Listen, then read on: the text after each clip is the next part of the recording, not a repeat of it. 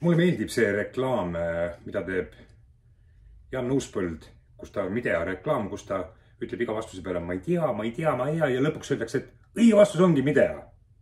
Tegelikult me ei tea ju, mis toimub inimese peas, kuidas mõjutab inimese käitumist ajukeemia. Kas läheb põnevaks? Aga tulgem ka koos väiksel reisile. Meie Orissaare koolis oli merenduse õpe siin aastaid ja mõned aastad tagasi siis see kuidagi hääbus ka tänaste võimude huvipuuduse tõttu. Aga tänaseks on siis merelaevu omavad firmad avastanud, et meremehi on jäänud väheks.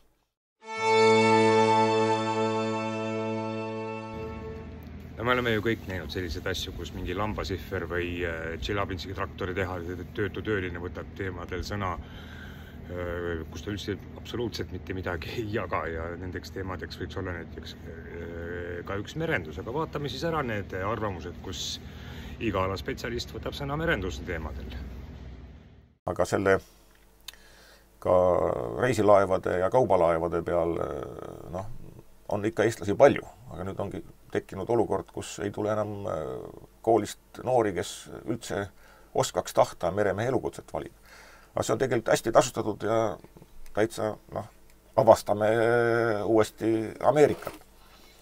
Et see algatus on tulnud rahva poolt ja ma loodan.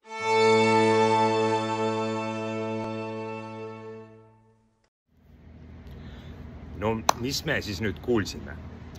Orissaare gümnaasiumis oli merenduse teemaline klass. Mis siis on merendus? Merendus on hüdrograafia, laevandus, tüürimehed, kaubandus, logistika, sõjalaevandus, laevaehitus.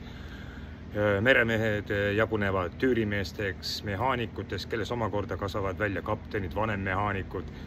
Lisaks on madruused, lisaks on pootsmanid, motoristid, külmutusmehaanikud, elektromehaanikud ja muidugi kõige suurem kontingent on laevatüdrukud, laevapoisid. Oluline mõista on see, et noor, kes läheb merele tööle või läheb ka sadamatesse, aga põhimõtteliselt, kes läheb merele, eks ole, siis ta läheb sinna nädalateks ja vahepeal on nädalaid kodus.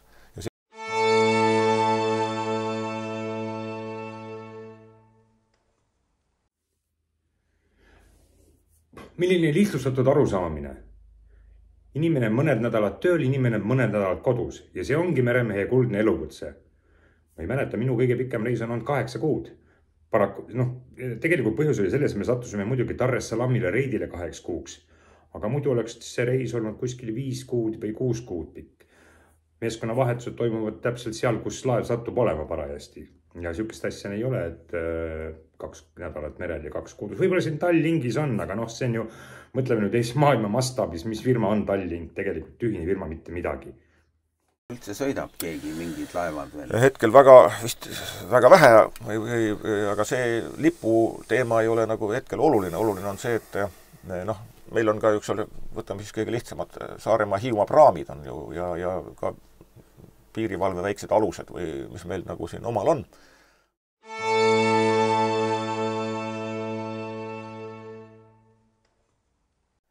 Ütleme siis see väike laevajuhi paberi omandanud ja muidu ka mõned asjad selgeks teinud. Need kooli juures toimuvad praktikad, mis võiks siis toimuda näiteks suvel, ei ole ju mitte ainult, et ta läheb siis õpilasena sinna, ta võib kohe tööle minna laeva peale tegelikult.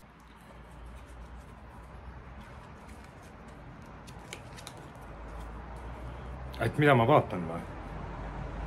Et ma vaatan, et siin on kirjutatud Pleasure Craft ja see lubab mul kuni 24 meetrise laeva peal sõita sel juhul, kui ma teen seda oma lõbuks või oma perekonna otstarbel midagi taolist. Ehk siis seadused on asjad paika pannud, et me võime siin ju arutada, et riik riigis ja korraldame revolutsiooni ja värk, aga me seadusest minna ei saa. Seega see jutt on jällegi täielik.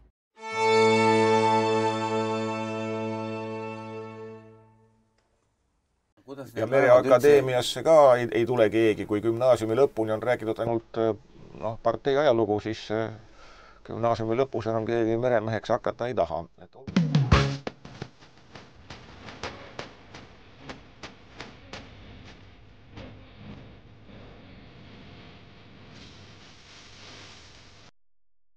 Milline suurepärane mõte. Kaotada ära Orissaare gümnaasiumis partei ajalugu, sest see ongi põhjuseks, miks Eestis on meremehi vähe.